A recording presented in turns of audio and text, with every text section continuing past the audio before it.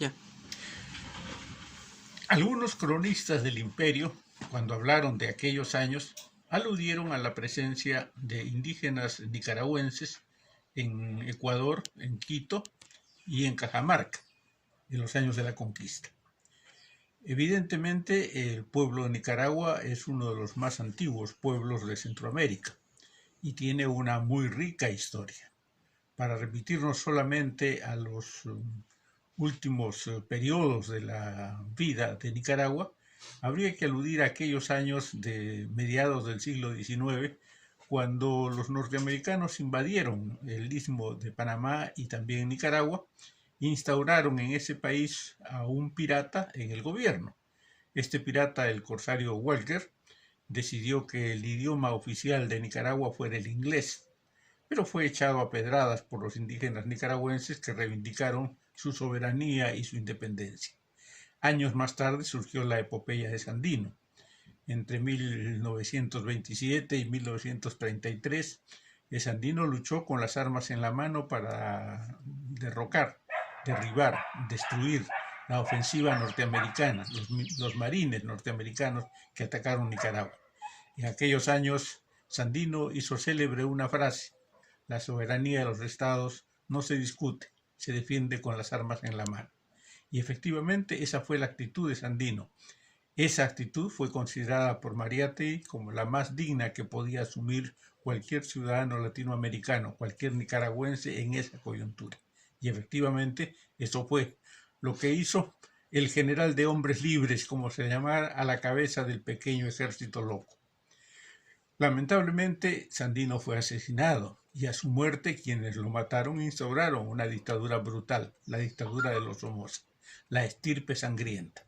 Los Somoza gobernaron Nicaragua entre 1934 y prácticamente 1979, casi sin interrupción, con pequeñas variantes en algunas circunstancias.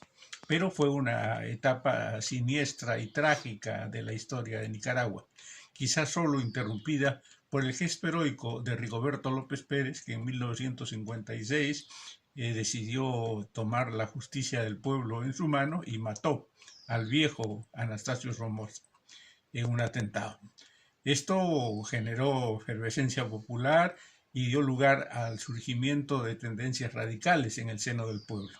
Como consecuencia de estas tendencias, entre los años 61 y 63, surgió el Frente Sandinista de Liberación Nacional, a la cabeza del cual estuvo Carlos Fonseca Amador. La lucha de los sandinistas fue una lucha muy dura, en realidad desde esos años, comienzos de los años 60, hasta 1979, que alcanzó la victoria. En estos días precisamente se conmemora el 41 aniversario de la victoria de la Revolución Sandinista de Liberación Nacional. Esta victoria fue una victoria auténticamente popular, pero además fue una victoria de la juventud.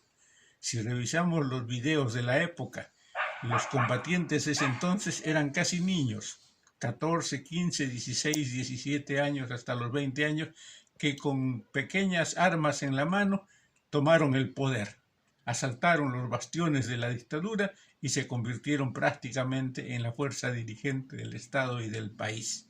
Ese fue el primer gobierno del Frente Sandinista. Este gobierno tuvo que afrontar una agresiva campaña del imperialismo. Durante varios años, sobre todo entre 1985 y 1990, se desató una suerte de guerra civil para derribar al gobierno sandinista. Y desde las fronteras sur y norte del país aparecieron tropas mercenarias alimentadas y enviadas por los Estados Unidos. Y naturalmente hubo las presiones norteamericanas.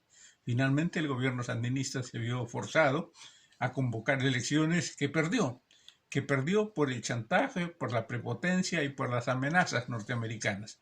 Mucha gente pensó efectivamente que quizá votando por otros partidos y dándole a Nicaragua un gobierno distinto al sandinista, podía encontrar un camino que aliviara sus penas y sus sufrimientos derivados de la agresión imperial.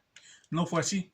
Los gobiernos que asumieron el control de Nicaragua entre el año 90 y el 2007 fueron gobiernos neoliberales y corruptos que desarrollaron una conducta contraria a los intereses del pueblo y que pretendieron desmantelar las transformaciones revolucionarias operadas por el FSLN. Esto generó también una respuesta de los trabajadores, de los campesinos, de los estudiantes, de las mujeres, de la juventud en general. Y por eso el 2007 el Frente Sandinista logró recuperar el poder y se ha mantenido en el gobierno entre el 2007 y la fecha de hoy. En estas condiciones está impulsando las transformaciones revolucionarias que Nicaragua demanda, que el pueblo requiere y que la ciudadanía en general apoya firmemente. Naturalmente también en el marco de una dura ofensiva del enemigo. En abril de 2018 hubo acciones terroristas, pequeños motines, grupos de delincuentes armados que pretendieron sembrar el caos y la violencia, atentados contra personas, asesinatos, incendios y otra clase de tropelías que derivaron ciertamente en un clima generalizado de desgobierno. El gobierno, sin embargo, pudo recuperar sus posibilidades de acción y acabar con estas turbamultas que tanto daño pretendían hacer.